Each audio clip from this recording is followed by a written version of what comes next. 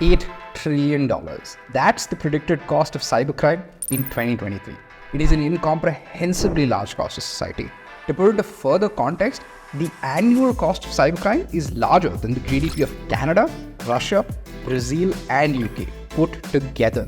The amount and scale of cyber attacks and data breaches in recent years is staggering. So in this video, we're going to take a look at some of the most common cybersecurity attacks in 2023, break down how they work, and understand how to protect yourself against these attacks in 2024. The 5 most common cyber attacks are phishing, ransomware, DDoS, SQL injection, and malware. Let's start with phishing. Phishing is one of the most common types of cybersecurity attacks in the world.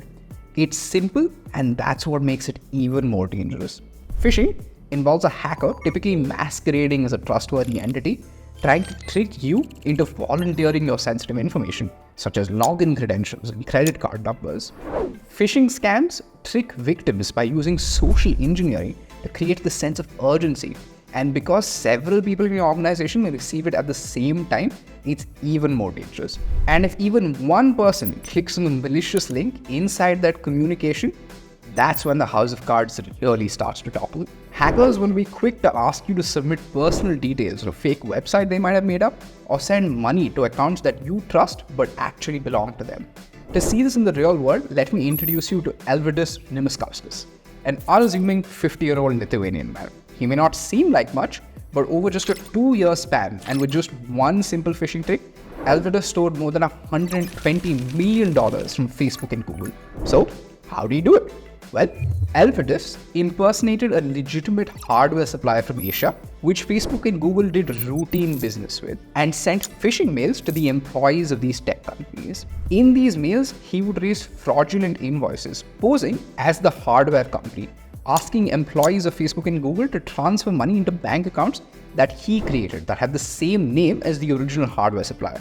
And he got away with this for nearly 2 years, from 2013 to 2015. There's a variety of phishing attacks, some with fun pun-related names like spear phishing and whale phishing.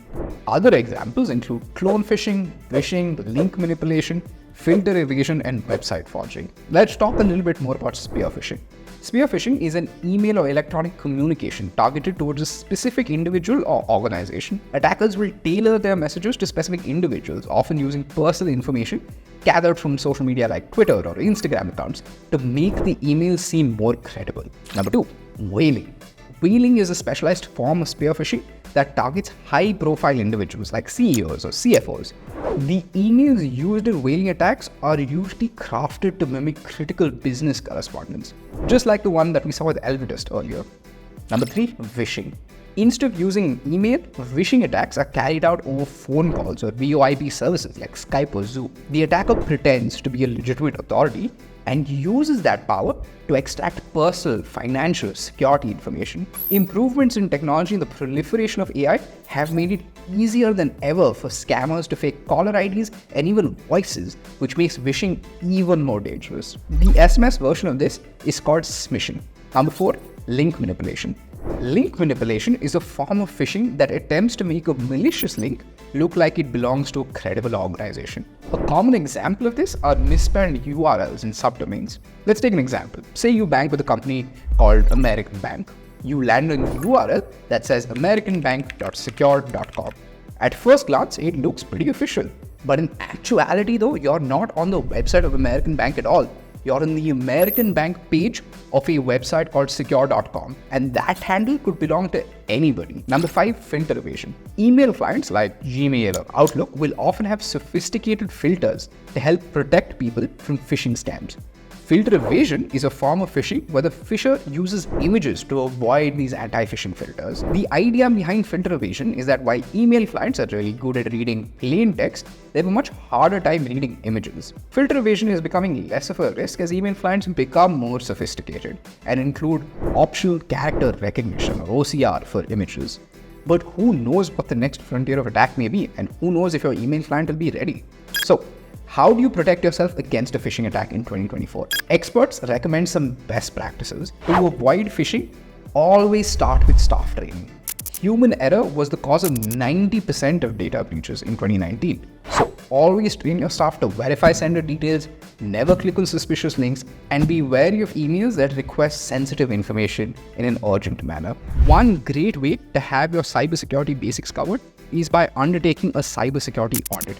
This could be NIST 853, NIST CSF, SOC 2, ISO 27001, and much more.